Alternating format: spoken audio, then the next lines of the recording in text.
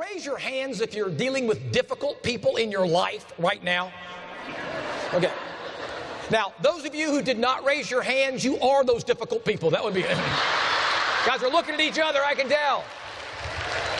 Now, some of the most difficult people we deal with on a regular basis, the most difficult, are know-it-all experts. How many of you are dealing with a know-it-all expert in your life right now? And how many of you actually married one? God bless you, that'll happen. And I learned a very valuable lesson, and that is, if you criticize others' ideas, they'll almost never use yours, no matter how good they are. And I was the boss. 27 years old and the boss. Oh, yeah. Young boss. Got any young bosses out here? Oh, yeah. I'm young and I'm the boss. And you are not the boss. Yes. Yep, and I got to work at all of my employees were older than I was. Oh, yeah, young boss. And I got to work that first day, and I met my people. I called them my people. I said, people, I will lead you to the promised land of success. All your hopes and dreams and ideas, forget about all that. We're going to do things a special way. And that way is called my way. And if it's not my way, it's the... Was I effective? No. Now, I saw a memo between two employees that referred to me as punk boy manager. So it's kind of hard to wield authority in that situation, but I learned another very valuable lesson. And that is, if you make people feel important, you and what you have to offer will be important to them. Because in reality, people don't choose what's best. They choose what they're the most comfortable with, whether it's the best or not. What I want you to do right now, I want you to pick a partner next to you. And if you don't have a partner, that means that you're alone. Nothing I can do about that. Make a friend, I don't know. I want you to look deeply and passionately into your partner's eyes. And there's no touching, there's no touching. No touch, over there, no touching. And as you're looking deeply into their eyes, ask yourself this question. Do you see anything weird in there? Yes. Yes! It's called judgment. You know, I was driving through Texas, and I was trying to get back to Houston. I was lost, very, very lost. And I pulled in this gas station, and sitting at this gas station is this crusty old man, Judgment. And this guy is so old, he looks like he's not going to live through the conversation. This is a very, very old guy. He's got fishing hooks in his hat, and he's got that look on his face, that faraway look, you know. So I get the impression I'm not going to get very good directions from this guy, Judgment. So I said, excuse me, sir, I'm trying to get back to Houston. Can you help me? He goes, what road you come in on, boy?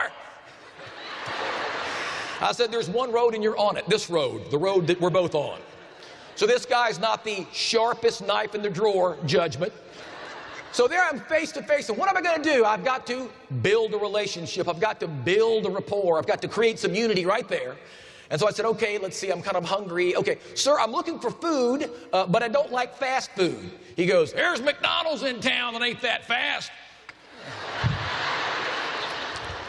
Okay, country funny man, look, buddy, I, meaning me and not you, when I think they're not smart, I go to hand signals. I, meaning me and not you, need directions back to Houston, international symbol for Houston. You've been there. Can you help me get back to Houston? He goes, son, pay attention to me when I'm talking to you. I said, okay. He goes, what you want to do is go down the road a piece. I said, a piece of what? What does that mean, a piece? He goes, you know, son, some miles. I said, 1 mile, 1,000,000 miles? Work with me, gas station man, would you please? He said, listen. I said, okay. He goes, what you want to do is go down the road a piece. There's going to be like a highway, and then there's going to be a hump on that highway. Get up on top of that hump. When you're on top of that hump, look out your window. You'll see like a small dirt road and a pond and a trailer park. Don't go in there. Stay on that main road. And what you want to do is take a left where the old Mitchell place used to be. Okay, gas station funny man, let's go over this one more time.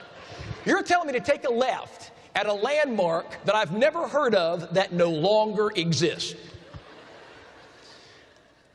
And then I got to tell you, I snapped. It happens to us when we're trying to build relationships. We snap. I snap. You've snapped. I think you've snapped recently. That's what I'm thinking. That's what I'm thinking. But I lost it. I just lost it. And I used the D word. I said, sir, are you just dumb? He said, you know something, son? I ain't the smartest man around these parts, but then again, boy, I ain't lost neither. So, who had the communication problem? Who had the communication problem? I did. Big lesson in life. Everybody knows something you don't. And that moment you think you know it all, that moment you think you know everything, you need no input from anybody else, and that moment wisdom leaves you. Most information on trust is very simple. It says it takes time to build trust. It takes time to build trust.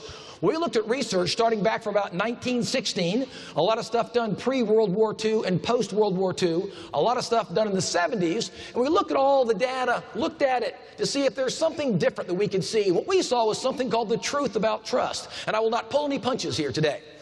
So what's the truth about trust? The truth is you've got people who've known you for 5 years and still don't trust you, and some have known you for 5 minutes and they do. Why would that be? Because trust is built on the foundation of two things: compassion and competence. Compassion and competence. Do they believe that you care about them and their future and their people? And do they think that you can do your job however they believe that's defined? If they believe those two things, they'll trust you pretty quickly up front.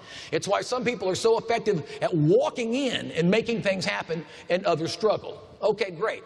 But how do you prove to people that you really do care and that you're really competent? We looked at the research again, and the research came back interviewing people about how they feel that way, and it came back, well, I felt listened to. I felt heard. It was collaborative. I could see, my input and their solution. What happens when you're talking to somebody? Oh, no, come in. I've got an open door policy. No, I want to hear you. Please come in. Come in. They start talking about what? All their wants and needs and problems and...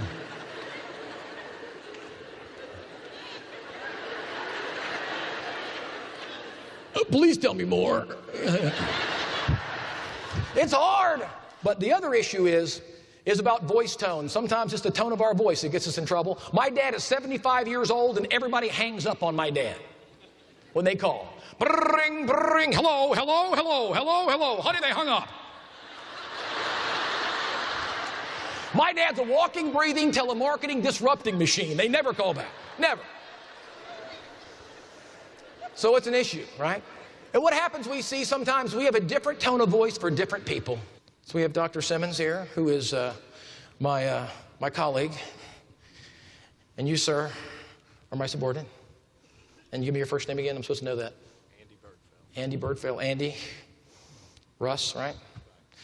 Russ, Andy. Russ, listen, let's talk, Russ. Absolutely. We had a good time last week. Got some problems going on. We can talk about that stuff. Good to see you. Right? Andy.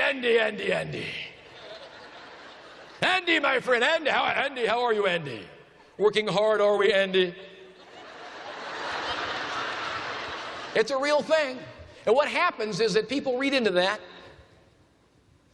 and that impacts how they feel. There are some people who are not effective leaders just because of the tone of their voice.